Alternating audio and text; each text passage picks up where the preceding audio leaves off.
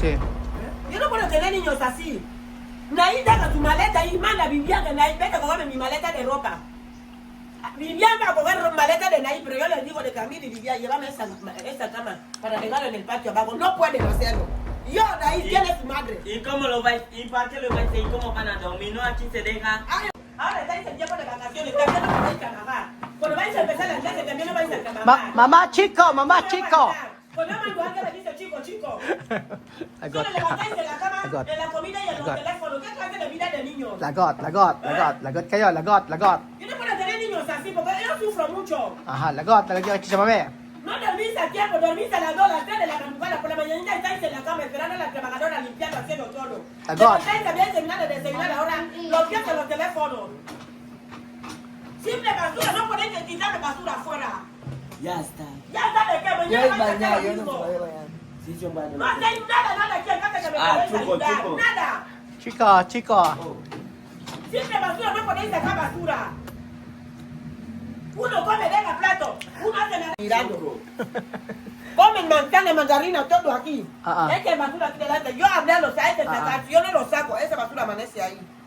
Mamá, tú como Chamercy también. Ropa de mí ya lleva 3 días. Ahí detrás ya lavado. 3 días está colgado. No puede sacar. Siente pereza. Aquí está. Su propia ropa. 3 días en la puerta. No puede sacar. Ngayon, ahora. Ngayon ka.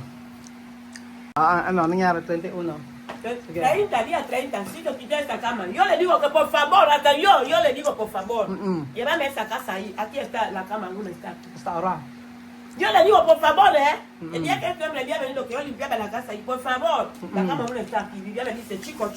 No puede estar, aquí está la cama. Okay. Pero cuando quieren algo, que yo lo haga pronto. Yo he cocinado, yo he ido en el mercado, él le dado comida a cocinar, dicho que cocina arroz. Ahora comieron. Y ellos han terminado de comer, están sentados. No han hecho nada desde la mañana aquí, está así viven. ¿Qué clase de niño va a tener grandes así? Yo sí que lo voy a hacer. Hasta qué día yo voy a descansar. Y acá un vio. ¿Qué día voy a descansar? ¿Qué? No hay ni un trabajo que ellos hacen, solo ellos mismos sí que lavan la ropa, nada más. Pero aquí en casa escoba, esa terraza puede estar con basura. Yo vengo con un hueco, quiero entrar, basura está en la puerta. ¿Cómo esa gente va a ver mi casa? Va a decir que yo soy sucia, así yo vivo. Y no puede así, plato, no puede lavar plato, cosas no pueden hacer. Sí. Yo no puedo tener niños así. Naí, deja tu maleta y manda a Vivian, Naí, vete a cogerme mi maleta de ropa. Vivian va a coger maleta de Naí, pero yo les digo de Camila y Vivian, llévame esa cama para dejarlo en el patio abajo. No pueden hacerlo. Yo, Naí, ¿quién es tu madre? ¿Y cómo lo vais? ¿Y para qué lo vais a hacer? ¿Y cómo van a dormir? No, aquí se deja. Hay otra cama que viene, por eso lo he quitado antes. Por eso lo he quitado antes. Se va a llevar. ¿Se va a llevar hasta cuándo? Vete a jugar. Vete a jugar. Hay cosas de misma. Vete a jugar. Hay cosas que hablan de Vete a jugar, vete a jugar. Ahí me Sumulta. Limpiame la casa. Porque tú me has dado la casa, ven a limpiarme también la casa. No se puede. Mamá Mercy también como tú. Cuando yo bebé, así. Cuando yo bebé, así. Mi madre, pero esto para tus niños, para cambiar. Así. Los niños tienen que cambiar, Joel. Cuando tú tienes una madre que tú le quieres, esa madre trabaja mucho, hay que ayudarla. Las dos millones de la cocina, ya que yo tengo un que trabajar con los niños, cuando yo voy a descansar. Eso, pinigalo, eso. Un día viene. Ang galaro. So, sí, magkano ka na, jugar. Ang nagama. Yan. Ang galaro. Ayan. So, ayun pa mga amigo, napakinggan niyo po ba ang drama ngayong araw? Drama ni Tia Celsa at pinagagalitan ng dalawang bata. Naku, alam niyo po. Kwento ko sa inyo bakit siya nagagalit at meron siya ng reason kung bakit magagalit si Tia Celsa.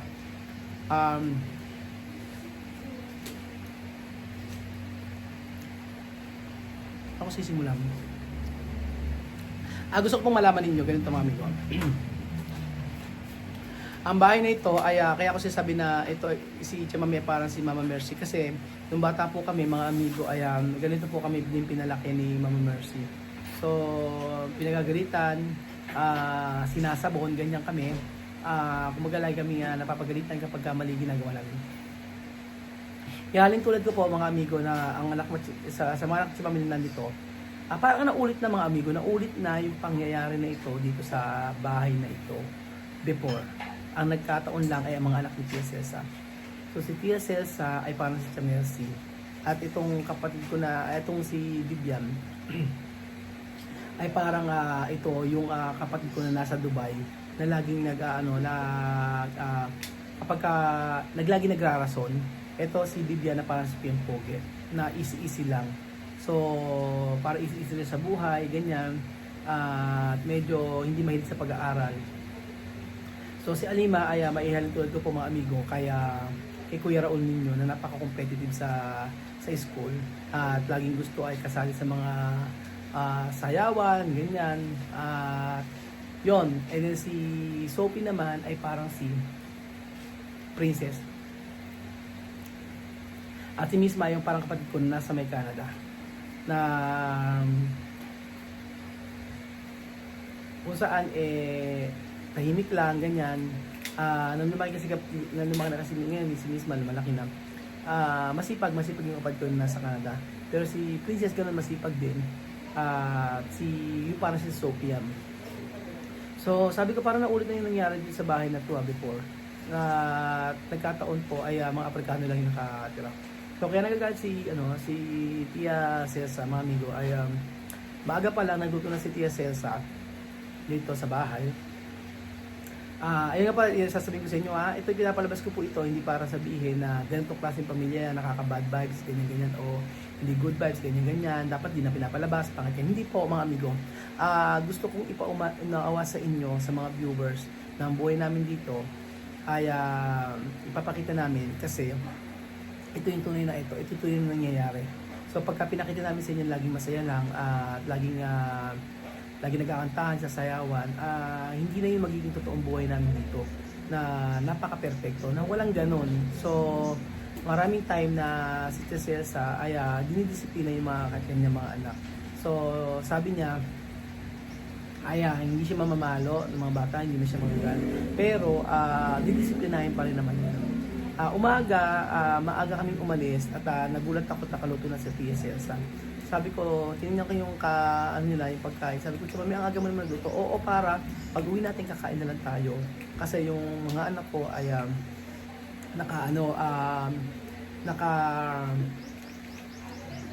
ngayon lang walang pasok sa niya. So, yung pagluluto, yung ulam, yun ang ginagawa. Kasi sa balik, ulam niya yung tanghalian hapunan, magkasama na yun. Ngayon, makinig kayo mga amigo. Ang bawat isa ay merong trabaho na ginagawa at yun yung kanilang daily routine na daily activities na ginagawa dito sa bahay kapag walang pasok. So si Vivian tagatapon ng basura, si Amir ganun din. At yun lang ang gagawin nila, hindi na ayusin nila yung kwarto nila. Tapos yung mga damit nila pag walang pasok sila ang bahala maglaba. So ganun din po ginagawa sa amin dati ng nanay ko. Kami maglalaban ng damit namin. Sa edad nila, Vivian, Amir, naglalaban na ako, nagluluto na ako. Tinatrain kami ganun. So before, ganun din, nagagalit ako sa nanay ko, ganun, galit ako sa nanay ko, inutusan ako, pinapagod ako, ganyan-ganyan. Pero habang tumatagal pala, marirealize mo na para sa amin din pala yung pagdidisiplina na ginagawa sa amin.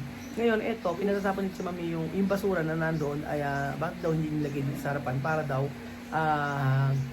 para daw kunin ng magbabasura, yung kahakot. Ngayon, ang sabi ni Vivian, wala daw pambayad. Sabi ni Jamie, ano ba barya na yan? Sabi nga nun, ayaw mo lang kasing gawin yung trabaho mo, sabi nga nun. And then, sabi nga nun ni Jamie, ano gagawin mo, mag-uurin na lang yun nandun? Kaya ang bigat-bigat, sabi niya, umaga ako nagluto, naglinis ako dito, ganyan. Wala lang ang gagawin, gano'n na lang, kakain na lang kayo. Ganun. And then, sabi ni Vivian, nagrarason pa siya, ganun.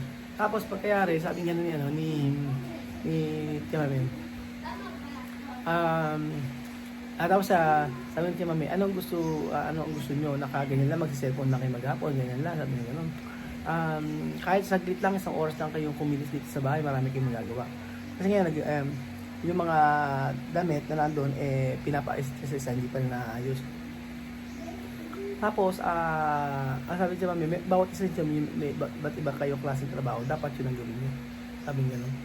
So, grabe ang inisip siya, mami. Inisip na nagagalit na siya dahil sa ganyang attitude. Pero syempre, mami, okay naman yan. Dati hindi ako sanay eh. Parang pag nagalit siya, mami, kalma ka lang, ganyan. Hayaan mo na, yan, puro gayon. Nung kami, kaya sinasabi ko, bakit lagi kong, kaya sinasabi kami, lagi mo sinasabi na, hayaan mo na. Syempre, sabi niya, paano sila matututo? Yan, paano sila matututo sa buhay kapag hinayaan mo lang, sabi niya. Ay, nung nasa Equatorial Guinea yun, ganun, hayaan mo lang, ganyan.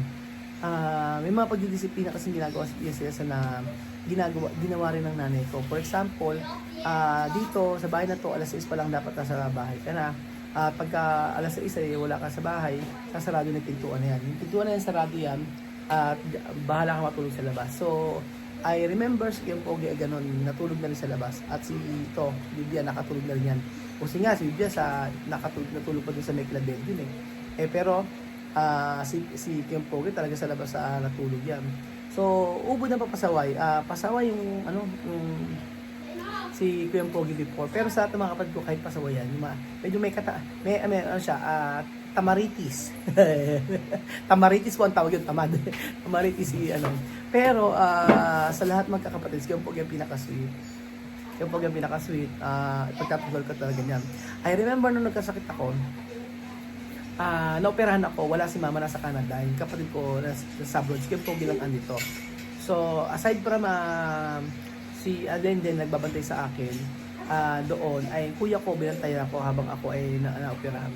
So, ang kuya ko kahit ganyan yan na yung pagkabata niya ganyan siya ay tapos ng pag-aaral yung sasabihin ko na ito yung kapatid na talagang pagtatanggol ka. Oo, ganyan. Kaya sabi ko nga, natutuwa ako kapag mayroong mga nagbibigay kay Kuya Pogi. Kasi alam ko na bilang kapatid, masaya ako kapag mayroon din siya natatanggap. Gano'n. Kaya sabi ko, yung pamilyang ito ay nagtsamami at pamilya ko ay halos nangyari na yung lahat ng kung anong buhay namin before, ngayon naman kay Tia Celsa. So ganon, same na same. Ang pinagkaiba lang po, mga amigo, ay sila, mga Afrikano na dito tumira sa bahay na to. So parang naulit lang ang sa history, naulit lang ang lahat ng mga pangyayari. O di ba? Isipin mo yan, parang sa lahat ng nangyayari sa bahay na ito, hindi man perfect, may kasiyahan, may kalungkutan, pero nakita ko, kasi that time si Mama Mercy ayaw niya na mag-asawa eh. Si Chama, sabi niya puro sa anak na lang daw niya. So kaya nakapagtapos kami. Tapos si Chama naman, si Jun ayaw niya mag-asawa. Kasi gusto niya para sa anak na lang na niya. Kaya naihalin tulad ko kung paano yung way ng didisiplina ni Chama sa kanyang mga anak. Ganon. Tapos natutuwa naman ako kasi yung mga ganitong senaryo o ganitong mga nangyayari dito naipapakita namin sa inyo na kung saan hindi man perfect ang buhay namin dito, pero at least yung mga bata ay nakikita natin kung paano nilidisiplina ng PSS. So ang parusa, sabi ni PSS, yan, hindi ako magluluto bukas, bahala kayo magluto, mag-prepare ng pagkain para sa inyo, sabi niya. Kasi nagluto na siya ng umagahan hanggang na yun para at least yung mga bata hindi na maggagalaw ng gasol. So, ayun, kumbaga sa lahat ng ginagawa nila, mayroong kapalit na kaparusahan o consequence. Ganon.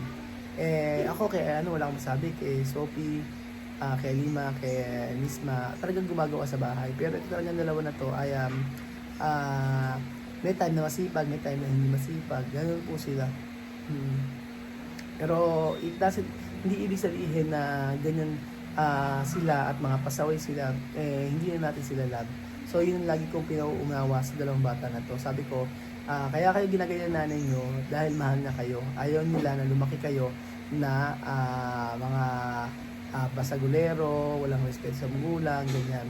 Kaya ginagawa sa inyo yan ay para sa ikabubuti mo rin. So, yun yung lagi kong ina-explain. Kaya kanina ba nagalit siya sa nakikinig lang ako. Nakikinggan ko lang kung ano yung sasabihin niya. At ito pa, yung bed na yan, pinababalik ni yan doon sa may Philadelphia. Hindi na, ilang araw na nandiyan pa rin, hindi pa rin niya binabalik. Kaya guys, sa kailan ba ibabalik pa yan? Ako pa ba ang magbubuhat yan para ibalik doon? Tapos, sabi nga na ni sa kailan ba? Sabi nga na. Kaya, yun, sabi ko nga sa inyo, ang buhay na dito sa Pilipinas si TSS, hindi man siya kagaya doon sa Equatorial Guinea na grabe ang hirap, at least dito ay iminumuld niya o inaano ng TSS, binubuhay niya ang kanyang mga anak sa the way na paano magiging mabuting mga bata o anak. So, ganun po mga amigo. At least, maipaliwanag ko sa inyo talaga na may iba't ibang ugali ang anak ni TSS.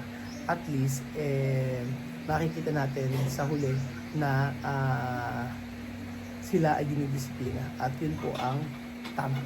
So, walang kung si TSS ay yun yung way niya, hayaan natin. Masaya tayo sa ganun.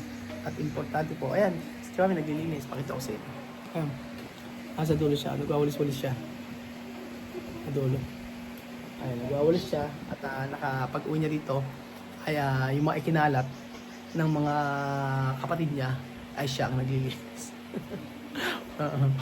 Tumutulong kasi kumain kami. After kumain, nag-start na magdiwa sa TSS. Kasi ba't daw ganun? Nakita niya kasi yung sako, ganun siya. Bakit yung sako na to andito pa? Si Alabang gusto magtapon nito. Inuud na rito. Sabi niya ng TSS. Ayun. Ganun talaga. Ang buhay sa Pilipinas sa mga Afrikano. Nawa may natutunan ang mga anak niya. Kasi sabi nga niya, hindi ko pagluluto bukas, bahala kayo. Marunong magluto si Misma. Hindi naman din matitiis niyan. Ganyan naman ng mga nanay. So, ayun po. Si Amir na relax lang. Let's go po. Okay. Relax na relax no? Sama sa Alima. Ito sa Alima naman. Ayan si Alima. Ayan Pam, pam, pam, pam. 1, 2, 3. Pam, pam. Ching, ching, ching, ching, ching, ching. Ano? 1, 2, 3, go. Ching, ching, ching, ching, ching, ching, ching. Lagi nagtitiktok. Daw Jose magtiktok. Antes, bien poge, como de costumbre de Vivian. Mi hermano está en Canadá, como costumbre de tú. Yo, como costumbre de Alima. Princess, como costumbre de Sophie. Después, mi hermano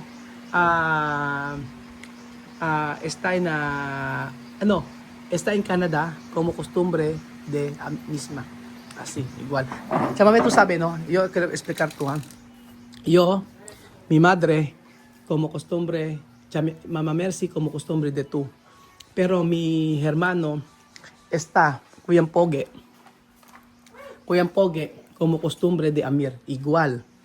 Princess, como costumbre de Sophie. Esto, chico, como costumbre de Vivian. Cuando tú hablar, tiene razón. Yo, como costumbre de Alima, así. Y esto, como costumbre de Misma. Yo pensaba, esto vida como antes cuando yo bebé, así. Mi madre, cuando no trabajar, así, hasta pegar. Como repetir de vida, pero solo tú negro, soy blanco, así, pero igual de vida. Mi madre trabajaba mucho tiempo, así, trabajar mucho tiempo. Pero esto todos, como tú, niños, así. Sabi ko kaya sa mami, ayan, yung mga yan, na para kako na nangyari na before, ay para mga anak niya, na ganyan ang mga ugali.